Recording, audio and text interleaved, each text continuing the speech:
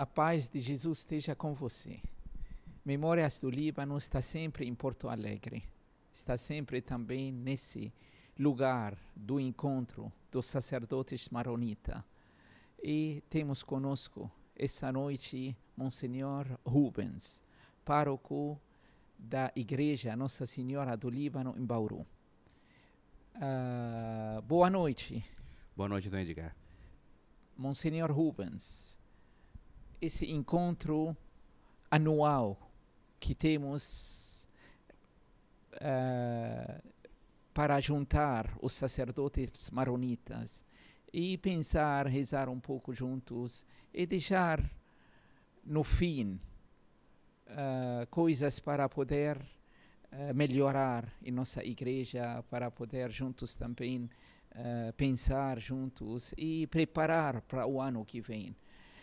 Sua presença com os sacerdotes maronitas, um monsenhor dentro da igreja maronita, um doutor também no campo do direito canônico. E também você está trabalhando como pároco dentro da igreja maronita em Bauru. Esse encontro que nós temos, o que você pensa desse encontro um pouco? É uma ocasião da gente primeiro se conhecer, de se encontrar, porque é difícil, as paróquias estão muito espalhadas, cada uma para um lado. E a oportunidade da gente se encontrar não é tão grande assim. Nós, do estado de São Paulo, estamos mais perto do bispado, então isso fica mais fácil. Mas como o caso aqui de Monsenhor Zíris, que está no Rio Grande do Sul, ou Monsenhor Michel Bitar, que fica longe também, em Belo Horizonte, nós temos ocasiões menos frequentes de nos ver. E comunhão também passa por essa cumplicidade, por esse encontro, por esse estar juntos. Eu acho importante a gente estar participando e fazendo um esforço para estar aqui. É uma coisa que vale a pena. E depois, a troca de ideias, porque mais cabeças pensam melhor. Né? Eu posso ter excelentes ideias que acabam, às vezes, ficando só como ideias, porque eu não dou grande valor para elas. Mas quando a gente coloca isso em comum, o outro fala, isso é uma boa coisa, isso é uma coisa que vale a pena. E a gente se auxilia e vai adiante, e caminha. E serve também para que a gente possa ter a felicidade de se enriquecer com a participação dos outros, as ideias dos outros, ver o trabalho pastoral que outros também fazem. Isso gera comunhão, isso faz bem para nós. E vir aqui para Porto Alegre, para mim, foi uma riqueza. Eu nunca tinha estado para cá, nunca tinha vindo aqui. O máximo que eu tinha chegado até o sul era Curitiba. E novas realidades são novos desafios e, ao mesmo tempo, novas riquezas. Então, eu só tenho que agradecer. Falamos da Igreja Maronita, falamos um pouco da nossa realidade no Brasil. Como pároco da Igreja Maronita em Bauru, há quase 12... São 13 já? 13 já. O Esse tempo vai para passa. 14. O tempo passa. 13 anos no serviço desta Igreja Maronita. Quais são os desafios? O primeiro desafio que eu vejo para nós é de manter viva a presença da Igreja Maronita num ambiente católico que, de per si, quase que dispensaria a presença maronita. É diferente, como o senhor fez notar, em outros países, onde a presença católica não é tão marcante, não é tão forte. E aqui, o maronita chegando, ele se sente em casa, porque ele é católico. Por outro lado, ele tem uma tradição litúrgica, uma tradição cultural, uma tradição de fé, de espiritualidade, que é muito rica. Isso não pode se perder. Isso não pode se perder. Eu acho interessante que a maior parte das pessoas que frequentam a paróquia maronita em Bauru, e depois eu pude saber pelos outros párocos que isso é uma constante nas paróquias deles também, não são maronitas, são latinos. que se identificam, que gostam principalmente da espiritualidade e da liturgia maronitas. É uma realidade que chama muito a atenção. Nós latinos somos naturalmente muito racionais. Eu falo, por exemplo, que no missal romano nós temos pérolas de pensamento condensado nas coletas, nos prefácios.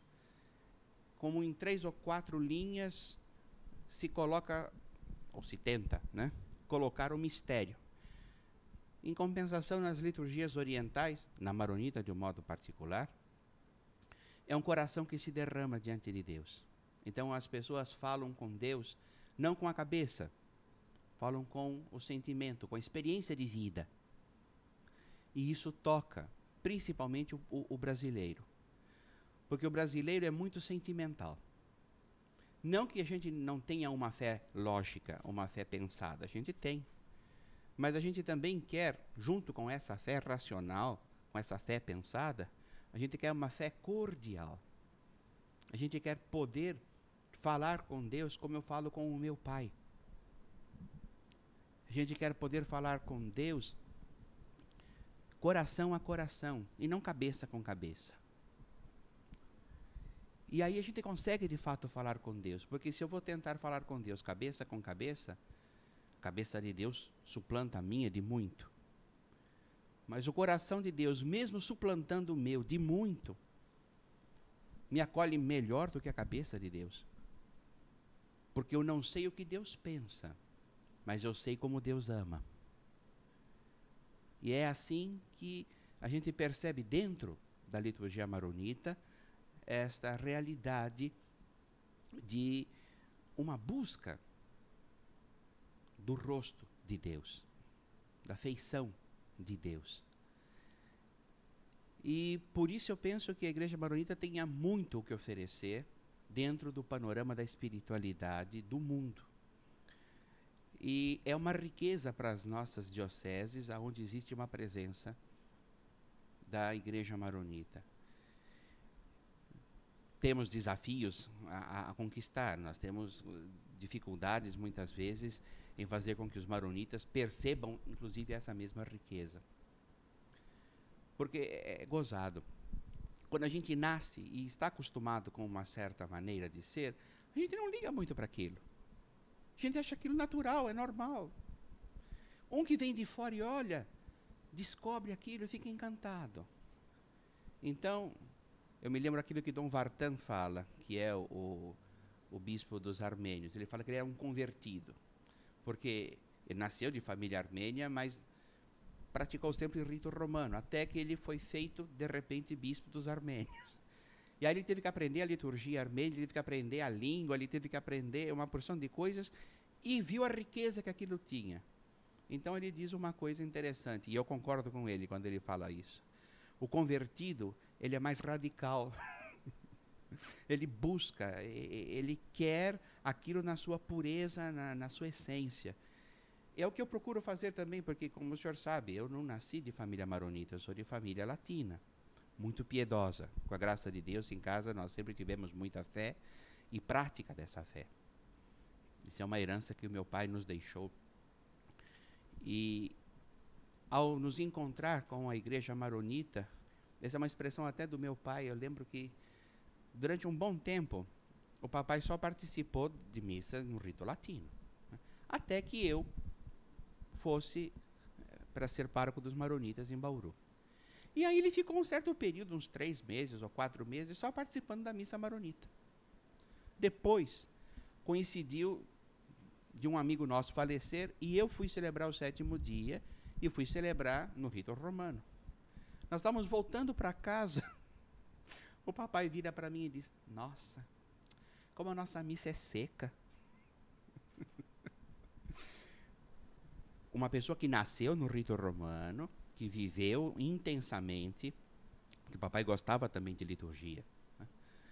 E depois de participar de uns 3 para 4 meses só de missa maronita, porque ia comigo ao domingo, né?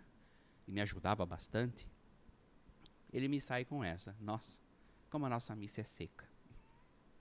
Então, a gente que se aproxima, que vem de fora, acaba encontrando essa riqueza que muitos daqueles que nasceram dentro, infelizmente, ainda não perceberam. Então, para nós, pelo menos é o que eu vejo, o nosso desafio maior é fazer com que os que nasceram dentro dessa tradição a conheçam de verdade e a possam saborear, né? Ter essa possibilidade de ter na própria vida esse contato profundo com o mistério de Deus através da liturgia maronita. No segundo bloco, eu quero continuar com o Monsenhor Rubens também sobre o trabalho dele, que ele está fazendo para a nossa Igreja Maronita, o trabalho dele também dentro do tribunal eclesiástico, o trabalho dele também com alunos que está formando no direito canônico. Tudo isso vai ser no segundo bloco. Ficam conosco e Deus te abençoe.